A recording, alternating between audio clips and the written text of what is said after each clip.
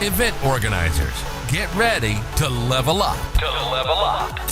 You're listening to the Event Academy Live podcast, where we elevate motivated event organizers. This podcast is brought to you by Fusion, all the event ticketing features and support you need for one low price. Check them out at getfusionsolutions.com. Now, it's time for your host, Jake Spurley.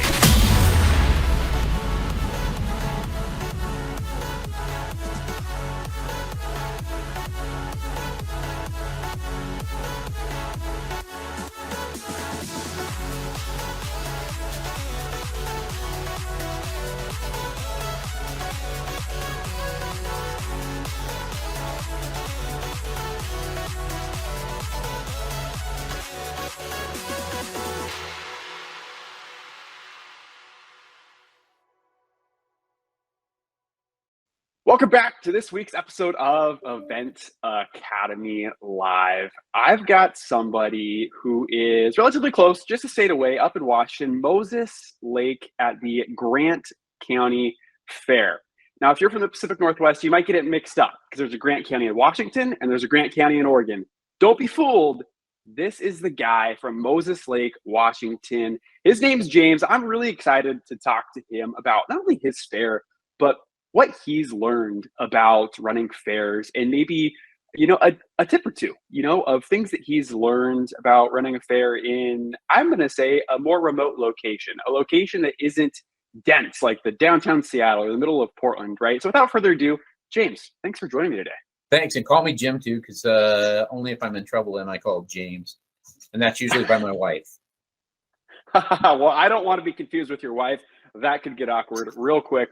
We'll keep it to Jim then. Okay. Jim, for folks that don't know Grant County, Washington, catch them up to speed. Well, let's see. Grant County, Moses Lake specifically in Grant County is about dead center in the state of Washington. So it's primarily an agricultural area. Grant County is the largest potato producing county in the country. Idaho likes to have that designation, but that's not the case. And so a majority of McDonald's French fries, for instance, come from Grant County. It's also one of the largest onion producing regions in the state, or actually in the country. There's a few. There's Texas, California, and obviously Georgia, Vidalia onions, some different things like that. I used to sell onions, that's why I know.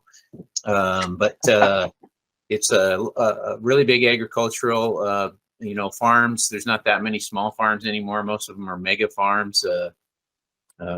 We also have a lot of food processors in the area, a lot of cattle processing, and we actually have a chicken poultry plant not too far from here. So our region is very arid and dry. People think of Washington State, and then they forget the fact that Eastern Washington, much like Eastern Oregon, is extremely dry, flat, not a lot of trees. You get a good windstorm and you've got sagebrush running across the road in front of you. So it's really dry. We get 7 to 10 inches of rain a year. This year during our fair, 4 of the 5 days were over 105 degrees. So it was a really hot fair this year. Well, it was brutal hot this year. So our evening crowds were huge, but our facility is 187 acres. We're probably the largest equestrian facility in the state of Washington now. We've got 2 large indoor riding pavilions, a 5,000-seat rodeo, 456 RV sites, 414 horse stalls, and we host approximately 40 to 50 equestrian events a year in addition to other events. Jeez, you guys are busy and well-equipped to be busy. Yep, and our commissioners and we're a county facility, so we're financed by the county. Our budget is about $2 million a year, and we almost break even, slightly funded by the county. This year, out of the $2 million, we're funded by the county at $56,000. So it's just a little bit of a supplement. Next year, I think we'll be revenue positive. It's slowly been less and less supplement each year since 2018. And so our goal is to get to positive money soon, and we should be doing that. We there's not too many facilities like ours that can host the size of events we can do. I know Monroe has a fairly large equestrian facility, but they don't have the stall count that we do. And the next one that's slightly bigger than ours is Nampa, Idaho. What's your guys' attendance at the fair every year? Last year it was 87,000. The post-COVID year, 2021, where everybody else saw their huge numbers this year because they got hammered on by COVID, we actually slipped in our fair last year prior to the mask mandate being re-implemented. And so we had 92,000, and that was the biggest fair ever. Wow. So I guess prior to COVID and now, are you guys doing anything differently, or are you guys really kind of running the fair similarly to how you were doing it before COVID? Similar. So Eastern Washington is a very conservative side of the state, unlike Western Washington and probably Western Oregon. And so the views of things like masks and stuff like that over here are a lot different than they are in Western sides of the states, the two states. I think for the most part, I think we probably do a little bit more cleaning than we have done in the past. So making sure things are wiped down, tables are wiped down, door handles are wiped down, little things like that. Bathrooms are cleaner. We actually went with a private contracting service for the bathrooms instead of using volunteer groups or nonprofit groups. So little things like that, but I don't think anything else has changed much as far as fair goes post versus pre-COVID. Yeah. Let's talk about marketing. I mean, getting 80,000 bodies into a fairgrounds isn't an easy task. I mean, given the older a fair is, the more people just kind of naturally know about it. But talk to me about, like, what's your guys' marketing budget look like? What's your guys' marketing strategy? Like, talk me through what that looks like for maybe somebody that is trying to increase their attendance, or maybe that doesn't really know a lot about event marketing. Well, the first thing probably is we're moving away from traditional media, which, I spent 25 years in the newspaper publishing business. And so I know traditional media really well. And unfortunately, in 2017, I made the decision that said, this is a dying business. And I'm sure some newspaper people, if they see this podcast or hear it, will probably be mad at me, but it is a dying business. And in fact, today I just canceled our local newspaper subscription, said we're not going to renew it.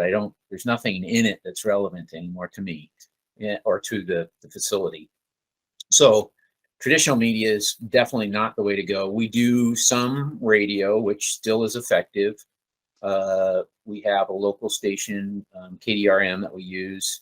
And we also have a local country station, KWIQ, because a lot of times our headliners are country. But we've definitely spent more money on social media marketing this year, over the last couple of years, not only for fair, but we also do another event called 90s Flannel Fest, which people in Oregon are familiar with. A guy named Jason Fellman. He does an event in Canby, Oregon called Hair Fest. And so we partnered with Jason this last October and did an event here. And so we did a lot of social media marketing. We'll do, for equestrian events, we've started to do more geofencing and picking out specific equestrian facilities and kind of directing ads to those to say, hey, you should consider having your event here. Here's the reason. We've got a heck of a lot more horse stalls. We've got great weather, easy I-90 access. And so we've done some of that. We haven't found, I think we'll probably end up doing a little bit more Google advertising. The thing about Grant County is we don't have to advertise much to the county. There's 103,000 residents in Grant County. So it's not Grant County that we really need to market to, because everybody knows when the fair happens. 650 kids have their animals here. That's not the audience that we're trying to attract, because they're going to come anyway. We're trying to attract outside the county. So we'll target the Tri-Cities, Spokane, Seattle, those three DMAs a little bit, but we don't spend a lot of money. Well, we have spent too much money locally, and we're slowly moving that to outside that area. And have you guys seen positive results from doing that?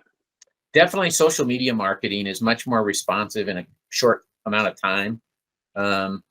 Our Facebook page, I think it's got around 7,500 people, and we can post something on there fairly quickly and get pretty good feedback. I don't exactly see how many people are following. I'm not right in that spot right now, but it definitely helps us. And then we'll do paid Facebook, push Facebook ads out if we need to get something out for our events as well. And we do that internally. Oh, that's great. I think there's so many fairs and really events in general that I think get stuck in what has worked. And I think like you said it perfectly. You were in the newspaper industry for what, 25 years. Right. And you yourself made the decision, hey, times are changing, this isn't what we should be doing anymore. Like there's better ways to get the word out for the same dollar. Right. And I think that's one of the big things that I see where events could really improve on and really make their marketing budget a little bit more efficiently, right? Facebook has made it incredibly easy to post ads and do social media marketing. Right. Are there things that you could do to make your ads better converting that maybe only an expert would know how to do? Yeah, there are. Yep. But could you probably do 80% of what they know? Yeah, I'm sure you could. YouTube is a great resource, right? So is it really worth stressing over, I'm not going to be as good as the expert who's 20% better than me? Who cares? 80% is better than zero, right? And if it's if it's just something you can do on the weekend, if you're a volunteer run organization or takes you a couple hours to set up, I mean, why not give it a shot? I think that's the biggest thing. Why not give social media advertising a shot? I mean, you heard it here. You're ditching paper, you're ditching traditional forms. You've seen a positive impact on switching to social media advertising. You've seen a positive impact of advertising outside of your geographical location. Right. I think that's one of the big things is we get caught in we always do this, so we're going to keep doing that because it works and like baseline is good enough, right? I don't want to be good enough. I don't want the people listening to be good enough. I want them to be freaking awesome, Right. Part of our problem has been you get stuck in the traditional media, I guess,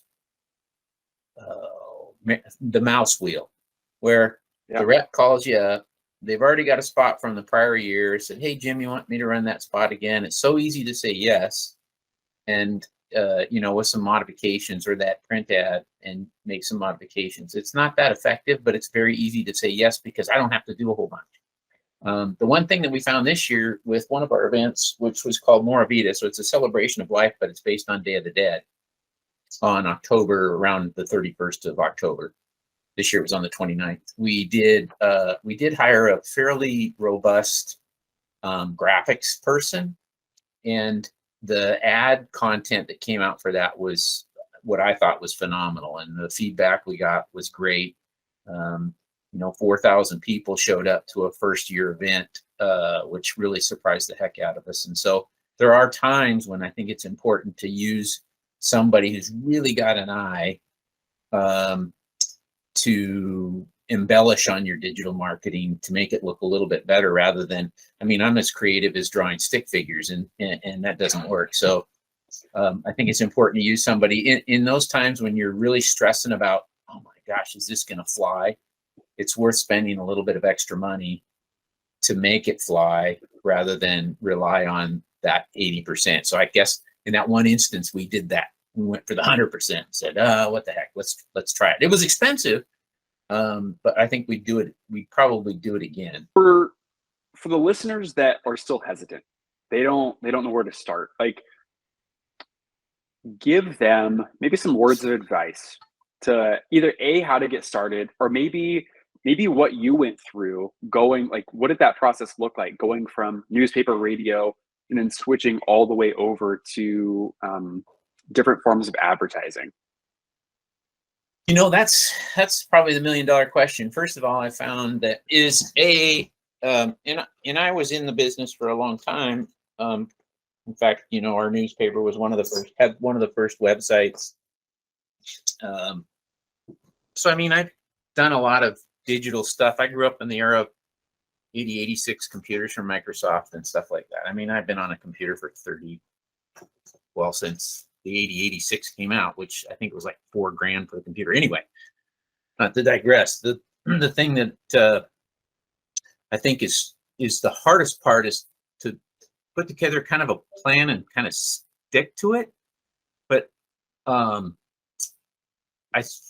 think the key is there's not very many local experts. Everybody thinks they're an expert, but I mean, your newspaper person is going to tell you they're an expert at digital marketing. Your radio person is going to tell you they're an expert at digital marketing. Oh, we can sell digital ads for you. A lot of them use third-party companies. I can't remember any of them off the top of my head, but they didn't make that big of an impression, I guess. And so they're all going to say, and what we found is there's not really anybody locally. Like if I want to jump into doing a whole bunch of Google ads, I'm better off trying to figure it out myself and watching my buys myself, not paying a commission on top of my buys, which they're going to, if you buy a digital ad from a newspaper, let's say, and they said, oh, we're going to put you on Google, we're going to use Google search engines, and we're going to put you on different websites and so on. They don't tell you the service that they're going to use, but 100%.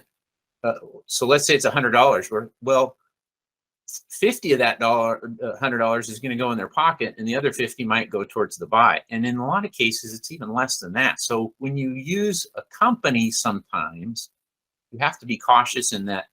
The first question I always ask is, how much of this buy is actually going to the display of my advertising, and then where is it going to go? Not how much are you putting in your pocket to do this service for me, because I could probably figure it out myself and feel better about spending $500. So that's the biggest thing, is trying to find, there's nobody locally really in our market.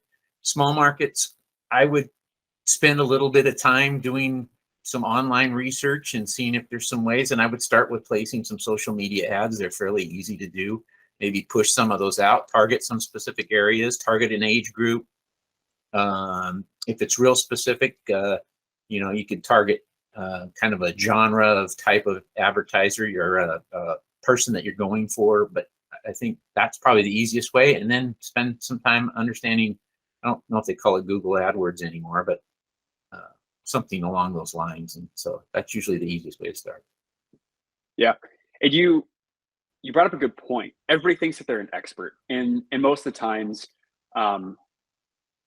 people don't have the budget to hire an expert, right? In quotes, an expert, right? And I've heard that a lot, actually, from our own customers. So it's funny that we're talking about this now. I put together, I think it's like a 25-page how to market your event document, and I send it to all of our customers, and it basically says, hey, here's how you set up Facebook ads. Here's what your ticketing page should include. Here is how you make a great promo video. Here's like 9 quick hitter tips to sell more tickets. And so that way, any one of our clients, it's like, you have the keys to the kingdom. You don't need to pay somebody to go do this. So if anybody's listening and you want that deck from me, from us, just shoot us an email. However you want to get a hold of us, get a hold of us. Happy to send that to you for free, because I want people to get out and try marketing. Try marketing in different ways, right? And really, that whole deck was just a conglomeration of, I used to run fairs, right? I have a very unique perspective of being on the selling ticket side of fairs, but also running them. So I have like all the knowledge, and I can see what everybody else is doing, right? All in this one little deck. So it's been really cool, and seeing how, I think the coolest part about that has just been seeing the success from it. Seeing somebody who doesn't do social media going through the deck and saying, all right, I'm going to give it a try. They try it. They send you an email. And they're like, holy crap, Jake. Like we just did this much and it drove this much revenue. We spent less money. It's like that's what gets you up in the morning. It's like, that's so cool, And what's nice about that is you don't have to start with a $5,000 budget.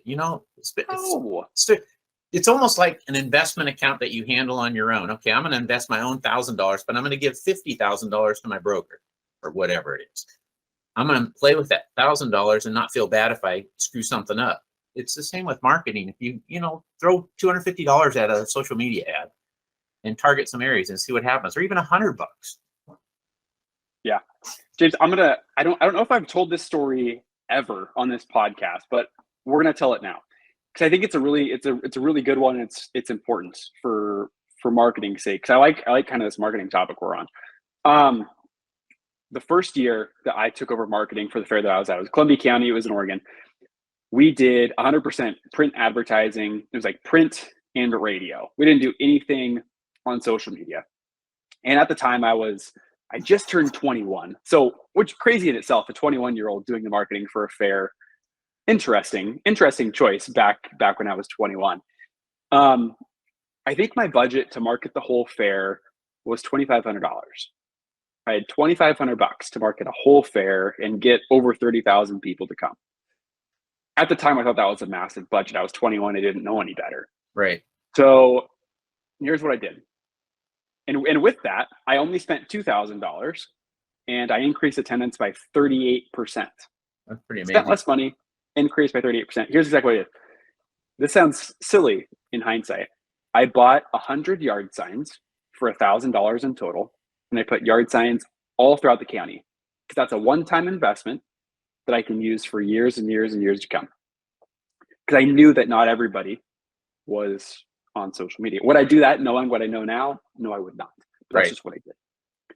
The other $1,000 I broke up into, and I teach people how to do this now, what I call pillars. So I broke our event down into two things at the time, the rodeo and the carnival. And I said, all right. So I made a little audience for people for the rodeo. I made a little graphic of like a Ferris wheel going around. I think I bought it off of, I don't know, some random website for like 99 cents or something stupid. And I targeted people in the county and, 20 miles outside that were 12 to 21 and then kind of the parent age. Threw $500 at that. And I threw $500 at people that liked Western music and rodeo and bull riding and all that sort of fun stuff. To get kind of that, we had a rodeo at our fair and we had country concerts, so like that. Threw $500 at that. Hit send, let it fly. Mm-hmm. We sold more pre-sale carnival wristbands than we ever had in the 100 and something years that our fair has been around. Mm-hmm. We increased our attendance by 38%. That's close to double. I'm not good in math. I grew up in St. Helens, Oregon, but that's close to double. Mm-hmm. And we spent less money. I had no idea what I was doing. Zilch. Granted, this was 5 years ago, but the principles are all the same. Mm-hmm. You don't have to be an expert, right? To just get out there and give it a go. I think that story, one, I'm proud of that story, but two, I just hope it inspires somebody to say, you know what, some 20-year-old kid did it and increased their fair's attendance. Why can't I do it? Right. The reality is you can do it. Right. And the nice thing is with social media, Facebook specifically, but I mean, we also put ads on Instagram. We're going to try TikTok this year. I know that's a big deal, but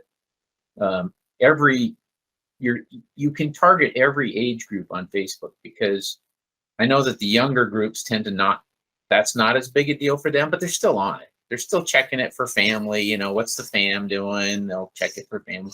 Grandma and grandpa are checking it to see what the grandkids are doing or their kids. And so every age group can be targeted, where unlike other social medias like TikTok, I think it's a great thing, but I don't know that, even YouTube, I don't know that the average person is going to spend, unless they're trying to figure out how to put the element in their oven, how they're going to spend time on YouTube or, not every age group, and not every age group is going to use TikTok. So Facebook, as far as social media goes, still hits the broadest audience probably. Although I just watched the movie, The Big Hack or The Great Hack. Have you seen that one yet?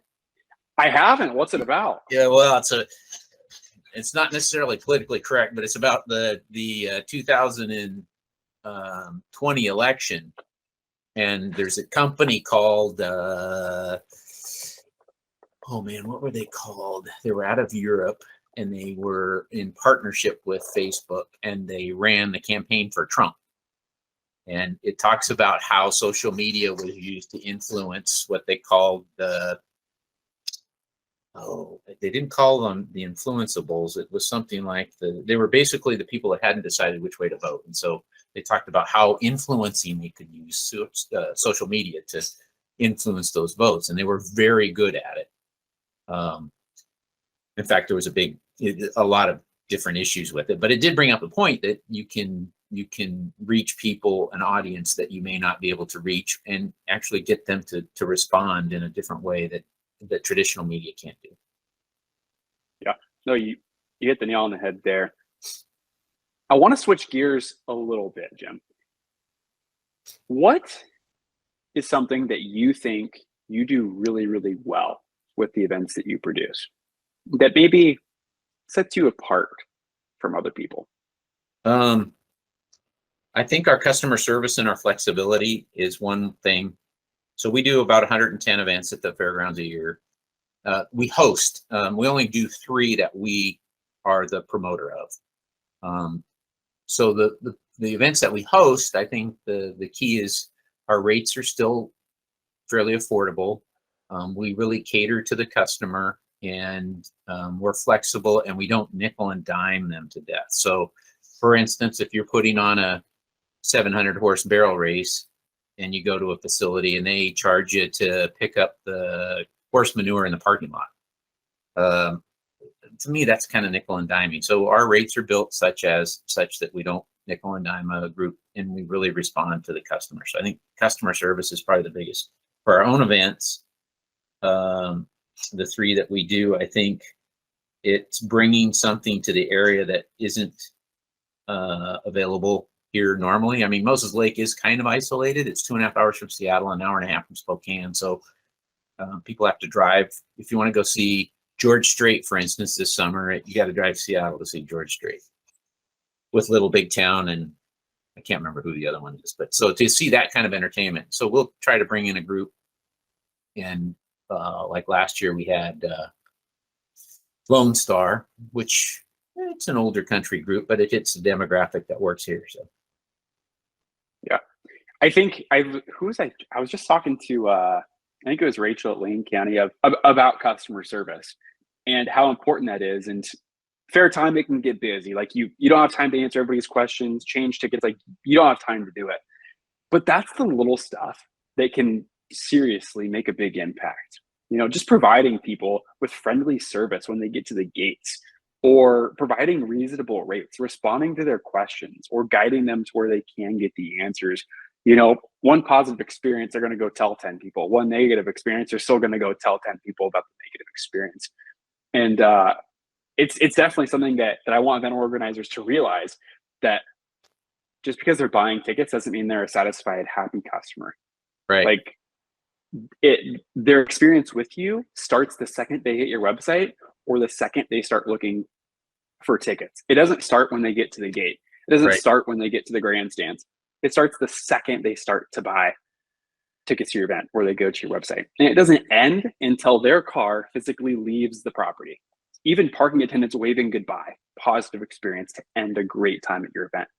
It's all about the little things, isn't it?